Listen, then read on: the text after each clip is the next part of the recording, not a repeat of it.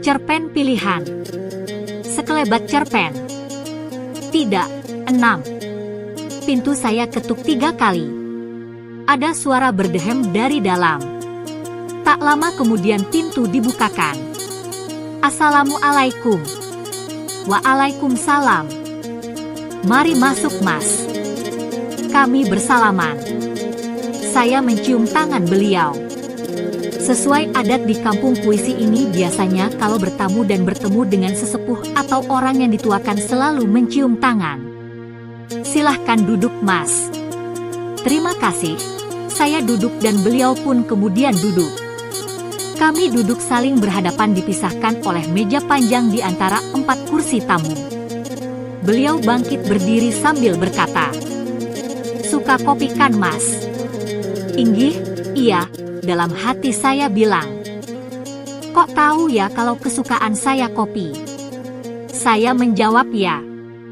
Sebenarnya dengan rasa sungkan atau tak enak di hati karena merasa telah merepotkan tuan rumah. "Nggak usah sungkan-sungkan, Mas. Ini sudah kewajiban tuan rumah, kalau ada yang disuguhkan ya harus disuguhkan ke tamu."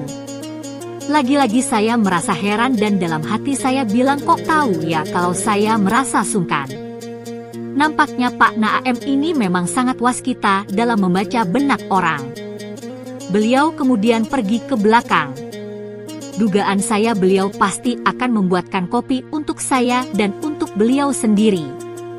Sambil menunggu beliau membuatkan kopi, saya mengingat-ingat 2 pertanyaan yang akan saya ajukan kepada beliau, kepada Pak Naam. Pertama, apakah beliau keberatan apabila saya memberikan uang tanda terima kasih? Kedua, apakah saya perlu atau boleh bertamu lagi di kesempatan yang akan datang? Saya akui 2 pertanyaan ini memang terlalu polos.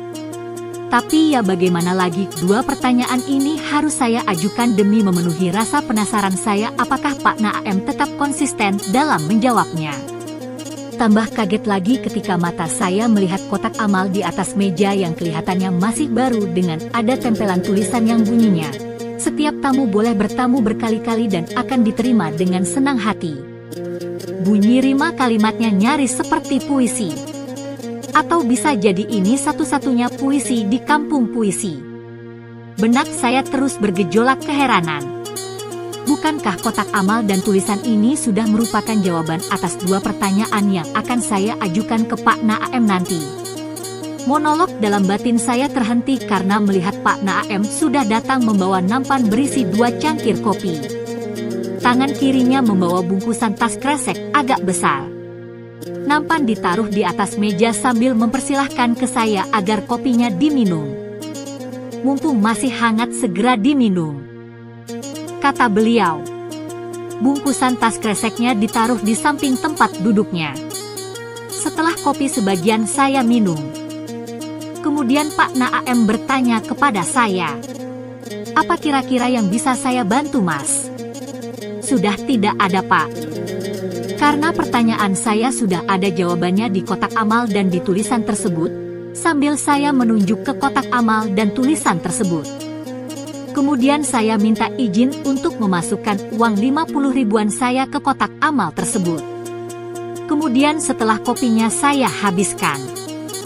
Sesuai adat di sini, jika tidak dihabiskan dikatakan mubazir dan oleh karena itu wajib kopinya harus saya habiskan. Kemudian saya mohon pamit kepada Pak Naam sambil mengucapkan banyak terima kasih dan tak lupa saya mencium tangan beliau lagi. Kemudian beliau berkata, "Mas, ini ada bungkusan dari saya. Tolong dibukanya setelah sampai rumah ya, Mas." "Inggih, iya, Pak." Saya diantarkan sampai ke pagar depan rumahnya. Sampai di rumah saya buka bungkusan tas kresek pemberian Pak Naam. Isinya beras 5 kilo dan amplop uang yang berisi Rp50.000. Persis jumlahnya dengan uang yang saya masukkan ke dalam kotak amal di rumah Pak Naam. Saya pun speechless. Bengong alias tercengang sekaligus terharu dan kagum terhadap kebaikan Pak Naam. Pulang dari rumah Pak Naam justru saya dapat tambahan beras 5 kilo. Sungguh luar biasa beliau ini. Beliau sepertinya sudah tahu lebih dahulu bahwa beliau akan diuji oleh saya. Bukannya puas dengan hasil uji konsistensi beliau yang benar-benar sudah terbukti konsisten itu. Tapi saya justru makin tambah penasaran. Dengan didorong rasa penasaran yang sangat ini, maka saya coba tanyakan ke salah satu orang yang pernah bertamu ke rumahnya Pak Naam. Saya tanyakan tentang keberadaan kotak amal atau kenceleng dan keberadaan tulisan tersebut. Jawaban dia adalah tak ada kotak amal dan juga tak ada tulisan seperti yang telah saya sebutkan. Apakah juga dibawakan beras 5 kilo? Jawaban dia adalah tidak dibawakan beras 5 kilo. Nah, dari konfirmasi jawaban dia ini, saya menjadi semakin yakin bahwa semua itu memang khusus untuk saya yang kedatangannya atau bertamunya memang berniat untuk menguji beliau. Dan beliau telah memberikan sinyal bahwa beliau sudah tahu. Tamat. Tidak.